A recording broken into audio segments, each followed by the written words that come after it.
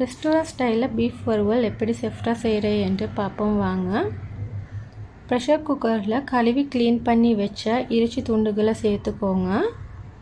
இப்போ இதுக்கு 1/4 டீஸ்பூன் மிளகுத்தூள், 1/4 டீஸ்பூன் மஞ்சள் தூள், வேகிறதுக்கு தேவையான அளவு தண்ணீர், கறிக்கு தேவையான அளவு உப்பை சேர்த்து மிக்ஸ் பண்ணிவிட்டு ப்ரெஷர் குக்கரை மூடி 4 விசில் வரும் வரை வைங்க. 4 விசில் பட்டதுக்கு அப்புறம் ப்ரெஷரை ரிமூவ் பண்ணிவிட்டு திறந்து பார்ப்போம். கறி நல்லா சாஃப்டாக வெந்திக்குது. இப்போ ஒரு சட்டியில் 1 டேபிள் ஸ்பூன் தேங்காய் எண்ணெயை ஊற்றிக்கோங்க. எண்ணெய் சூடானதுக்கு அப்புறம் ரம்ப இலை, 4-5 பச்சை மிளகாய், ஒரு மீடியம் சைஸ் பெரிய வெங்காயத்தை போட்டு அதுக்கு தேவையான அளவு உப்பையும் சேர்த்துக்கோங்க. இப்போ 1/4 டீஸ்பூன் சீரகம், 2 பீஸ் பட்டை,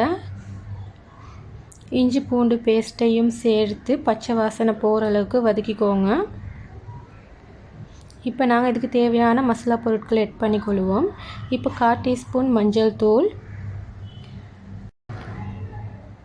1 டீஸ்பூன் மிளகாய் தூள், 1 டீஸ்பூன் துண்டு மிளகாய், 1 டேபிள் ஸ்பூன் கறி மசாலாவையும் போட்டு வறுத்துக்கோங்க. அடி பிடிக்காமல் எல்லாத்தையும் சேர்த்து வறுத்ததுக்கு அப்புறமாக நல்லா வெந்த கறியையும் சேர்த்துக்கோங்க.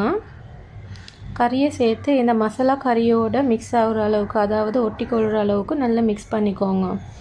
இப்போ இதுக்கு நாங்கள் ஸ்டாக் வாட்டரையும் சேர்த்துக்கொள்வோம். 1/2 கப் சேர்த்துக்கோங்க. 1/2 கப் சேர்த்ததுக்கு அப்புறமாக இதை நல்லா மிக்ஸ் பண்ணுங்கள். கறி அண்ட் மசாலா ரெண்டும் ஒன்றா சேர்கிற அளவுக்கு வறுத்துக்கோங்க. இது நல்லா வறுத்து மிக்ஸ் ஆகினதுக்கு அப்புறமாக அடுப்பு ஆஃப் பண்ணிக்கோங்க.